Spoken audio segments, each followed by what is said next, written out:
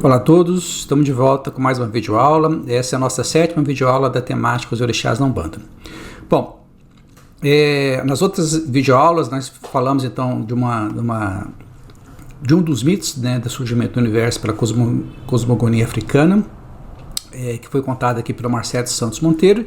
Depois a gente foi mostrando quais são as visões dos orixás de algumas personagens importantes do meio umbandista. Então, o primeiro foi o Zé de Moraes, né? Então nós vimos que ele fala um pouco sobre a questão dos orixás, que nós temos de registro, obviamente, né, em termos de áudio, em termos de documentos. Ele deve ter falado bastante coisa, só que eu estou me referindo mais em relação ao que nós temos de registro, tá bom? Mas mesmo que a gente não tenha um registro mais profundo, né, da sua concepção e do Caboclo das Sete Encruzilhadas, nós temos do Antônio Leal de Souza, que nós vimos. Então, dos dois, a gente pode entender que eles aparecem, né, uma hora os orixás como forças divinas, né, que seria fazendo o papel aqui do Oxá e do Orixá, né, e uma outra hora como entidade hierarquia superior, que faria o papel aqui do Essá, né, que seria uma representação viva dos orixás.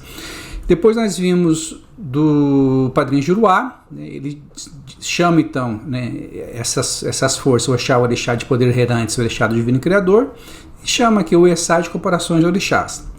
Depois nós vimos o Norberto Peixoto, que vai chamar então esse conjunto aqui de emanações oriundas do Divino, e o Essá, né, os ancestrais divinizados e orixás maiores.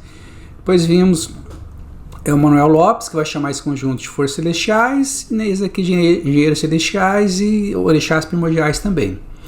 E nós vimos que o Sarraceno é aquele que trabalha mais, né, nas divisões dos orixás, né. Todos a gente viu que eles não diferenciam o Oxá para o orixá, né. Então, orixá para todos são as forças que manifestam na natureza. Então, tanto naquelas que manifestam na água, na terra, no ar, no fogo, como aquela que se manifesta na cabeça dos seres humanos, no Ori. Então tudo para eles são orixá, ou seja, esse conjunto aqui não é diferenciado para nenhum dos 5.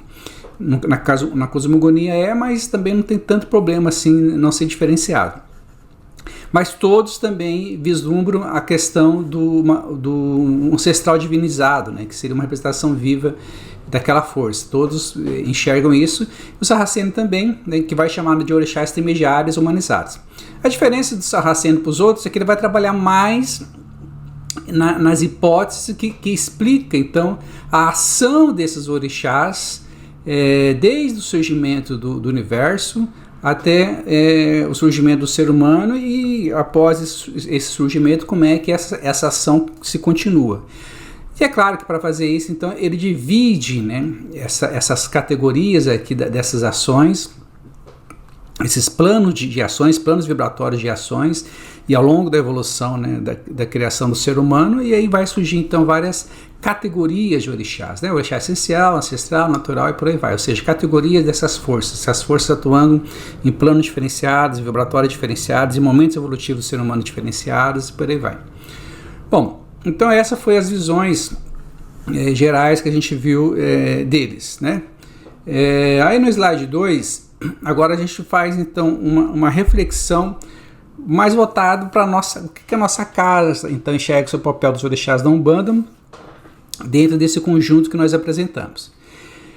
Bom, se nós lembrarmos lá as linhas mestras preconizadas pelo Senhor da Caboclo das Sete Encruzilhadas, que foram aquelas 6 linhas que nós categorizamos, né? Nós trabalhamos lá naquelas apresentadas pelo Padrinho Juruá e reduzimos aqui ele apresentou em 6 grandes linhas.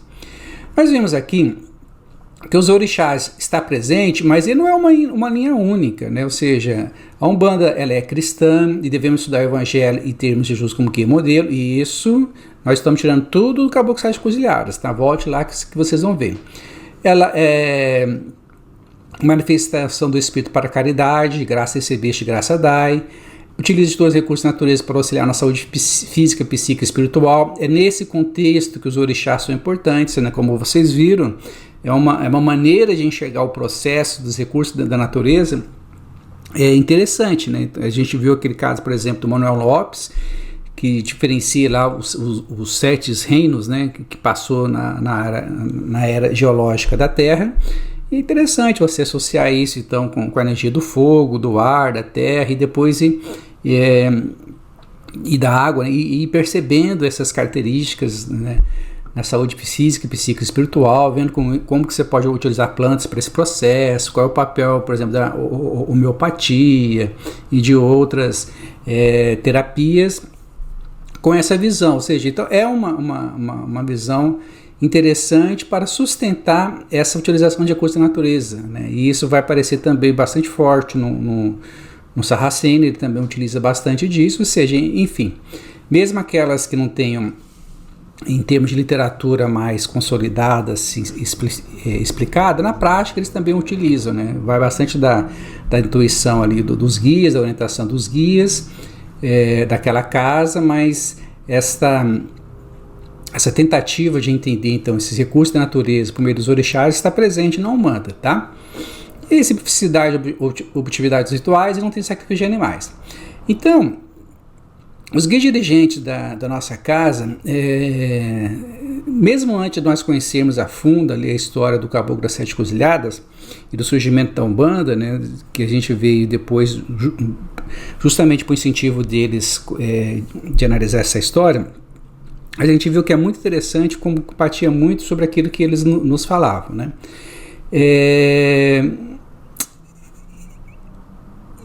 Em síntese, né, o que eles nos diziam é que a Umbanda é uma religião cristã que está centrada no trabalho caritativo mediúnico. Ou seja, faz parte, né, da religião Umbanda o estudo do Evangelho de Jesus como um referencial ético, moral, né, religioso de como se proceder, né? Então, muitas casas centram essa religiosidade nos orixás. E, na realidade, os orixás faz parte desse processo, mas a religiosidade está centrada nos ensinamentos de Jesus. É isso que depois que nós viemos descobrir, né, o Caboclo das Sete Cruzilhadas disse, né, que Jesus seria o guia, o modelo. E é claro, né, que Jesus também, a gente vai ver isso na videoaula de hoje, sendo entendido, sendo compreendido e aplicado de uma maneira correta no dia a dia, ele vai nos ajudar a equilibrar esses orixás, tá? Agora, ela não exclui os orixás, mas ela está centrada em Jesus, tá? E nos ensinamentos cristãos.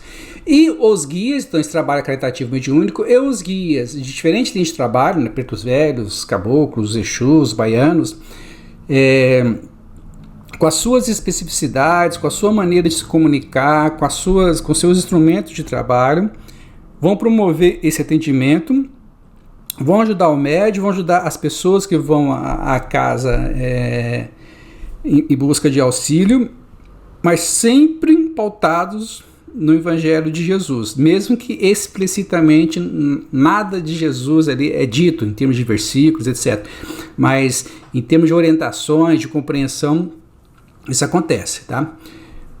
Bom, dito isso, então a gente recebeu então as instruções de nossos guias dirigentes de que o fato de não conhecer sobre os seus orixás de cabeça, né, os orixás de cabeça é assim, essas forças divinas, se vocês forem estudar mais a fundo esses livros que nós indicamos, vocês verão que no caso, por exemplo, de uma ligação mais kármica, às vezes a gente vem com uma força divina mais forte para ser trabalhada nessa encarnação, né? Então, por exemplo, numa encarnação passada, você foi um soldado, participou de uma guerra, e aquilo mexeu muito com você. Essa energia de Ogum, né, que é uma energia forte, né, nesse processo, você perdeu o controle dela, né, a tal ponto que mesmo depois da guerra você não conseguiu controlar a sua violência, não conseguiu controlar o seu vigor de luta e começou a fazer atrocidades, ou seja, não era mais aquela coisa que fazia parte só daquele momento, que muitas vezes o soldado é forçado a ir, mas não sente prazer em estar ali, né? Estar ali mais por imposição, Mas muitos perdem esse controle e depois começam a fazer atrocidades, não só na guerra como fora da guerra, ou seja, a energia de Ogum ela ficou desequilibrada. Então, muito provavelmente, numa próxima encarnação, essa energia ela vai fazer presente daquela nova personalidade, ela virá para ser trabalhada. Ou seja, é isso que nós chamamos de orixás de cabeça, em síntese, tá? E é claro que mesmo o sujeito vindo com orixás de Ogum na cabeça dele, em alguns momentos daquela encarnação, ele pode ter um desafio mais na linha de Xangô, outro desafio mais na linha de Oxalá. Isso vai variando, né? Mas eu não quero entrar muito em detalhes com relação a isso, mas só para atiçar a curiosidade de vocês, para vocês saberem que tem muita mais coisa sobre os orixás para ser dita. A gente só deu aqui uma síntese, uma análise geral do processo. Mas o fato é que os guias dirigentes da casa sempre nos disseram, né, que não conhecer sobre os seus orixás de cabeça e nem cultuar nenhum deles não prejudica a prática de uma boa umbanda. Você pode praticar uma boa umbanda durante toda a sua vida, sem se incomodar em nenhum momento e saber quais são os seus orixás de cabeça. O que é importante? Trabalhar desinteressadamente com caridade, né? Aqui, caridade, de graça recebeste, de graça dai, mantendo a consciência da sua missão, compromisso assumido antes de reencarnar. Slide 3. Manter sintonia com os guias, né? Fazer as firmezas, o assentamento dos guias no terreiro, no templo, cantar os pontos dos guias, defumar a casa, o templo e a própria casa do médium, né? Tomar os banhos de ervas, etc. Ou seja, fazer tudo aquilo que a Umbanda nos oferece como instrumentos de defesa, instrumentos de harmonização, instrumentos de sintonização. Ou seja, se a Umbanda tem todos os instrumentos à nossa disposição e os guias nos ensinam a maneira correta de utilizá-los, não utilizá-los seria não fazer a nossa parte nesse processo. Então, não seria uma coisa certa, né? E principalmente carregar a sua fé no peito todos os dias e toda parte. Ser uma pessoa ética, buscando sempre o aprimoramento moral e espiritual, ou seja, tornar-se uma pessoa melhor.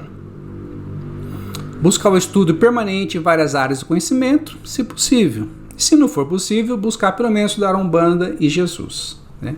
Com esses procedimentos, pode ter certeza, seja quais forem os seus orixás de cabeça, você estará afirmando e eles estarão posicionando você, tá? Então é isso que sempre eles nos orientaram nesse processo e a gente sempre buscou se pautar nessas orientações, tá? Mas no slide 4 continua, né? Não estamos afirmando que não se deva dar atenção aos orixás, mas que se vá com calma e serenidade. Não tenha pressa, dê tempo ao tempo. Esse que é o X da questão. Porque quando a pessoa tem pressa, ela começa a pesquisar tantas coisas na internet e vocês verificarão. Aqui para essas videoaulas que nós já apresentamos, vocês viram que apesar de ter bastante coincidência em alguns pontos desses autores que nós apresentamos, eles divergem em outros pontos, tá? E até você compreender que a questão dos orixás é uma questão que ainda está em construção, que não existe uma verdade absoluta, como muitas outras coisas na vida, né? Inclusive na ciência, qualquer tipo de ciência, psicologia, biologia, física, química, história, geografia, né? Sociologia, ou seja, não há uma verdade absoluta, tudo está no processo de construção. É claro que nesse processo de construção você consegue enxergar padrão, você consegue enxergar algum norte, algum referencial ali. É o que nós vimos nessas videoaulas que nós apresentamos para vocês até agora, dessas 5 visões dos orixás. Apesar deles não serem 100% iguais um a outros, tem pontos coincidentes nesse processo, tá? Mas quando você vai pesquisar na internet, aí às vezes quem está escrevendo não tem esse cuidado de mostrar que não é uma verdade absoluta e a pessoa começa a falar algo como se fosse a última palavra sobre aquilo. Então, como ela começa a narrar uma mitologia, por exemplo, de Ogum, como se aquela mitologia realmente tivesse acontecido daquele jeito, ou seja, ela não tem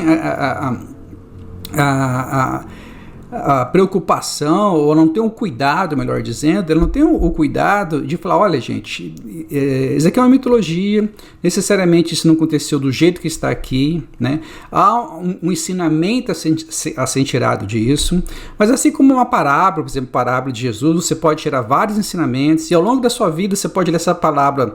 Com 12 anos você entende uma coisa, se ler com 20 você entende outra, se ler com 30 você vai entender outra. As mitologias são do mesmo jeito.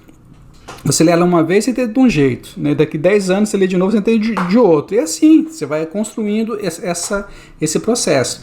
Então, se você não dá tempo ao tempo, se você não vai com calma, você pode fazer conclusões apressadas, né? E isso também pode criar uma ansiedade desnecessária, que vai atrapalhar aquilo que é importante que nós acabamos de dizer, né? Que é a sintonização com os guias, a sua evolução ética e moral, né? E um trabalho mais sereno, tá? Então vá com calma e serenidade, não tenha pressa, trabalhe com amor, dedicação e fé, faça a sua parte, né? Ou seja, vai estudando, né? Vá com calma, mas não deixe de estudar, né? Vai com calma, mas vai estudando, faça a sua parte, né? Tudo aquilo que a gente disse agora há pouco. Aos poucos, os orixás de cabeça vão se revelando, farão isso em momentos inesperados, e assim você terá fortes indicativos. Às vezes farão na sua vivência diária, por meio de sonhos, e você ouviu de um ponto, você compreende melhor aquilo, uma mitologia, você compreende, faz um link com você, até mesmo com os próprios guias, alguns trabalhos, você vai vendo outros guias trabalhando, orientando algum atendido ali sobre algum processo, você se identifica com aquele processo, vai compreendendo, ou seja, né, vai aos poucos construindo o significado para você. Por isso é importante estudar os orixás para você poder entender esses sinais reveladores quando acontecerem. Com relação à utilização dessas forças divinas para auxiliar na saúde física e psíquica espiritual do atendido, ou seja, entre aspas, a magia ali da Umbanda, a magia dos orixás ali no processo, confia nos guias, né? Mesmo que você seja iniciante e não saiba muita coisa confiável sobre orixás, eles sabem, né? Esse aqui é um outro cuidado que ele sempre nos alerta também. Não faz o menor sentido você copiar processo magístico na internet e tentar transpor isso por um tempo. Por quê? A magia é uma coisa muito mais complicada ainda do que os orixás, né? E quem entende de magia, de fato, são os guias, né? Porque eles, para começar, eles sabem muitas variáveis do processo que você não sabe, nós não temos como saber, tá? Então eles estão do outro lado, eles estão mais evoluídos que nós, ele tem uma equipe bem maior, eles sabem ali o aspecto espiritual do processo, eles leem a mente do atendido, sabem até onde ele tem culpa no cartório, eles sabem até onde eles conseguem ir, onde eles não conseguem ir, ou seja, ao livre-arbítrio, as leis divinas têm que ser respeitadas. Então, está todo um processo ali, né, que somente os guias que de fato têm essa compreensão, tá?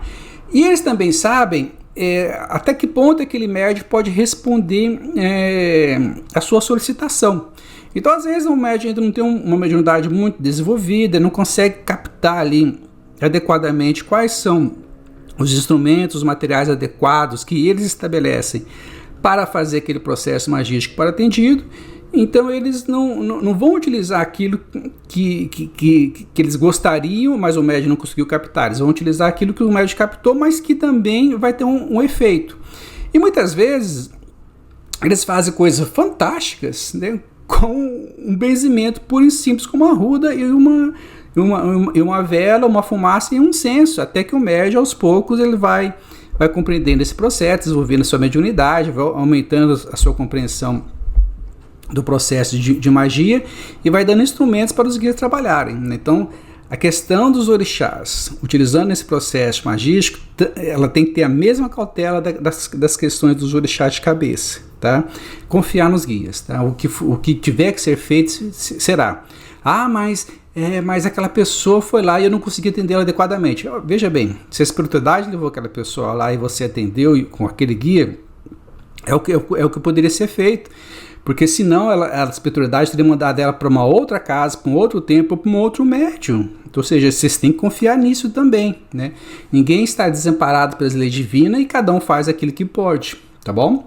Então temos que confiar na espiritualidade, temos que ter serenidade, calma e consciência tranquila, ou seja, fazer a nossa parte é o que importa. Portanto, fique tranquilo, o que for possível ser feito, com certeza será colocado em prática. Bom, dito isso, uma outra coisa que a gente gostaria de mostrar também, que é muito interessante,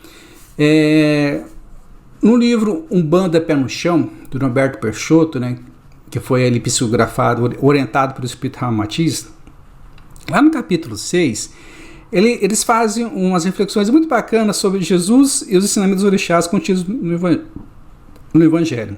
Eles vão mostrando algumas passagens ali do Evangelho de Jesus e vão mostrando quais orixás, quais forças divinas, o que caracterizaria aquela passagem, aquela força divina, em qual orixá, né? Então vamos ali no slide 6 que eu vou falar para vocês o que eu estou querendo dizer. Então lá, isso aqui eu tirei do livro, tá? Um parágrafo que eu tirei do livro. Eles fazem ali um resumo do que seria aquela força, e isso também tem que ser claro para vocês. Se vocês olharem lá, Oxalá e Manuel Lopes, vocês vão ver algumas definições, algumas características. Olhar lá, Oxalá em Rubens Sarraceno, outras características. E agora que a gente está vendo aqui no Alberto Peixoto, nesse livro, Umbanda Pé no Chão, ele traz essas características. O mesmo Alberto Peixoto e outros livros, né, orientados pelo Ramatiz, vai às vezes trazer essas características de Oxalá um pouquinho mais aprofundado, outro livro vai ser um pouquinho menor, ou seja, ter esse cuidado também, quando for pesquisar, não considerar aquilo que está escrito ali naquele livro como sendo todas as características possíveis daquele orixá.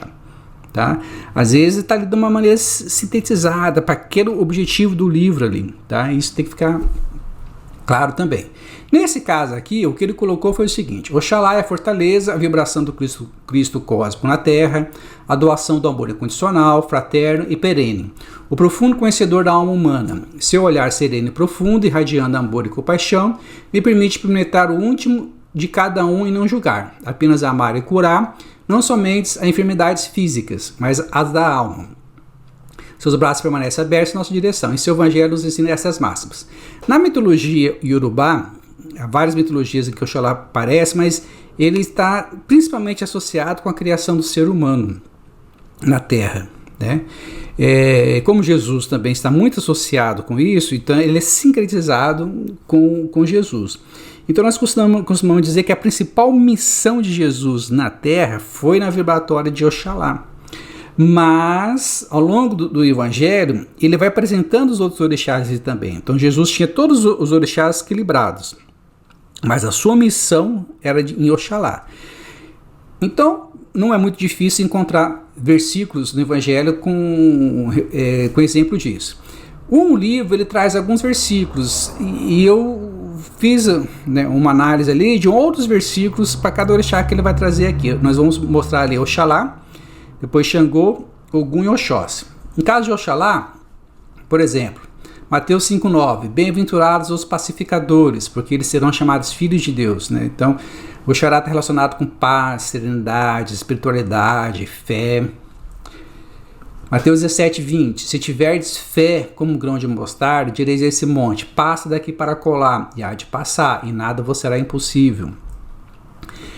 João 13,34, um novo mandamento vos dou, que vos ameis uns aos outros, como eu vos amei a vós, que também vós uns aos outros vos amais. Então, um amor fraterno, universal, bem característico na vibratória de Oxalá. João 14,27, deixo-vos a paz, a minha paz vos dou, não vos dou como o mundo a dá, não se perturbe o vosso coração, nem se atemorize. Tá? No caso de Xangô, né, que está relacionado ali principalmente com as obediências à lei de Deus, com o equilíbrio kármico, com a questão da justiça, também tem bastante coisa de Jesus sobre isso, né? Bem-aventurados os perseguidos por causa da justiça, porque deles é o reino de Deus, Mateus 5,10. Mateus 5,17, não penseis que vim destruir a lei ou os profetas, não vim destruir, mas cumprir. Olha Xangô como está bem forte. Mateus 5,20, por isso vos digo que, se vossa justiça não exceder dos escribas fariseus, de modo nenhum entrarei no reino dos céus. Olha Xangô bem característico também. Mateus 5,22, eu porém vos digo que todo aquele que se encoloriza com seu irmão estará sujeito a julgamento. Então, mais uma vez Xangô. E Mateus 7,1, não julgueis para que não sejais julgados. Tá? E João 8,7, aquele que dentre vós está sem pecado, seja o primeiro que atire pedra contra ela, né? A mulher pecadora. No slide 8, o Oxóssi, né? O Oxóssi está relacionado com o poder da palavra em ação, com a prosperidade em todos os sentidos, ou seja, abundância, né? O Oxóssi é aquele que vive na mata é abundante, o caçador, que tem bastante fruta, bastante vida animal, bastante vida vegetal, ele sempre pensa na fraternidade, na tribo, ou seja, são essas características. Ele tem que ser conhecedor, profundo conhecedor, para se embrenhar nas matas e não se perder, saber qual erva que tem que tomar, qual que não tem, saber como caçar, ou seja, o conhecimento e a abundância são bastante características da força de Oxóssi. No Evangelho de Jesus nós encontramos ela. São alguns exemplos, claro, tá, gente? Né? Por exemplo, em Mateus 10, 26, nada há encoberto que não haja de revelar-se, nem oculto que não haja de saber, ou seja, o conhecimento, Oxóssi. Lucas 15, 17, e tornando em si disse, quantos jornaleiros, né, trabalhadores de meu pai têm abundância de pão, e eu aqui pereço de fome. Né? A questão daquele que saiu de perto do pai, o filho pródigo, né? E correu ao mundo e perdeu, né? Porque usou de uma maneira inadequada o seu conhecimento, né? E fugiu do amparo daqueles que são seus familiares e começou então a andar sozinho no mundo. E quando você anda sozinho no mundo e com conhecimento deturpado, você perde essa abundância de vida, perde essa abundância em todos os sentidos, inclusive até material, tá?